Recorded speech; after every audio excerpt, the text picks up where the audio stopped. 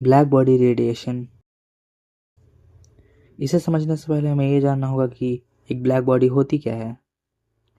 जब किसी ऑब्जेक्ट पर रेडिएशन गिरती है तब कुछ रेडिएशन रिफ्लेक्ट हो जाती है और कुछ एब्जॉर्ब।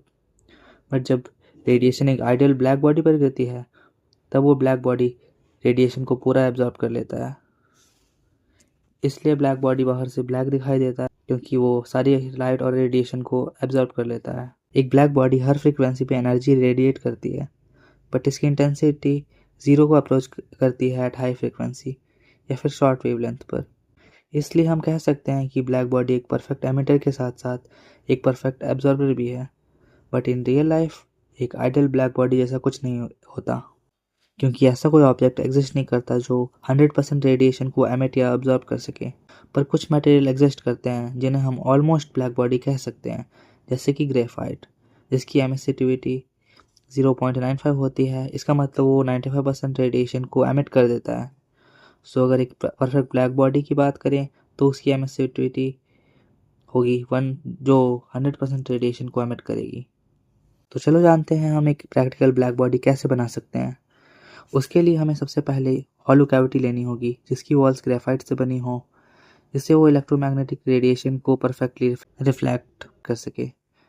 और बस उसके सरफेस पे एक होल करना होगा और इससे करने के बाद हमें मिलेगी एक आर्टिफिशियल ब्लैक बॉडी, क्योंकि जब कोई रेडिएशन इसके होल के थ्रू एंटर करेगी तब वो अंदर ही ट्रैप्ड हो जाएगी, या फिर मुझे कहना चाहिए एब्जॉर्ब हो जाएगी।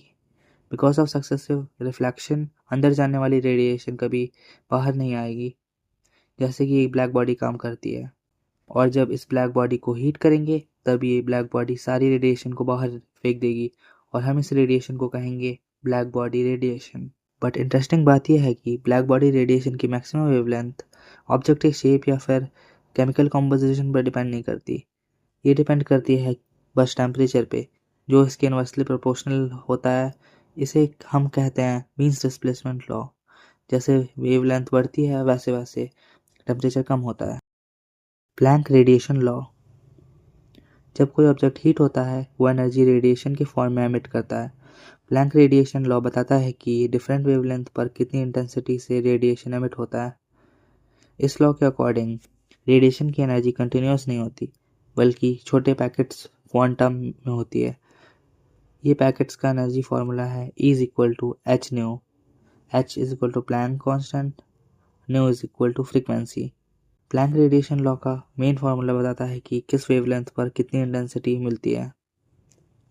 इन सिंपल वर्ड्स, गर्म ऑब्जेक्ट्स हर वेवलेंथ पर रेडिएशन एमिट करते हैं, पर इंटेंसिटी हर वेवलेंथ पर सेम नहीं होती। ये लॉ बताता है कि इंटेंसिटी वेवलेंथ और टेम्परेचर के साथ साथ कैसे चेंज होती है।